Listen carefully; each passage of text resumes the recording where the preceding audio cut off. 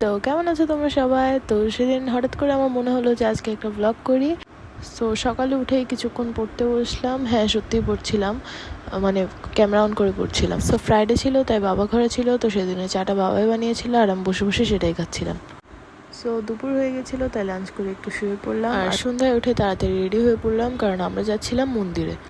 So Damodar মাস চলছে, তাই প্রদীপ দেখাতে গেছিলাম। মন্দিরে উঠেই দেখি বিশাল বড় লাইন, মানে আমাদের আসার আগে থেকে প্রদীপ প্রজ্বলন শুরু হয়ে গেছিল, কিন্তু লাইন তখনও অনেক লম্বা ছিল। তো অনেকক্ষণ লাইনে দাঁড়িয়ে থাকলাম।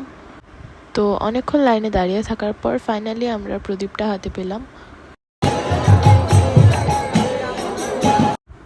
এরপরে দামোদরকে প্রদীপ দেখানোর পর আমরা একটু প্রসাদ নিলাম।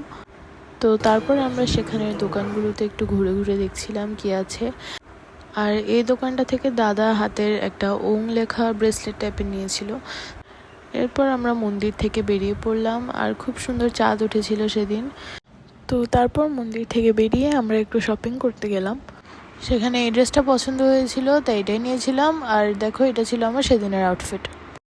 তো এরপরে বাবা আর দাদাও কিছু জিনিস নিয়েছিল। তো সেখানে আমার আর মার কোনো কাজ নেই, তো আমরা ভিডিও করছিলাম।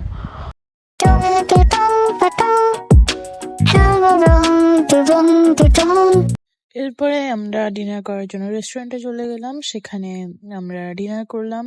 কি কি দিয়ে করলাম তা তো তোমরা দেখতেই পাচ্ছ। এরপরে আমরা আবার বাসায় চলে আসলাম। সেদিন তো আর কোনো কাজ নেই, রাত হয়ে গিয়েছিল। সো বাসায় চলে আসলাম। আর এই আর্টিফিশিয়াল প্ল্যান্টটা নিয়েছিলাম সেখানে, যখন আমরা শপিং করতে গিয়েছিলাম সেখানে এটা পছন্দ হয়ে গিয়েছিল।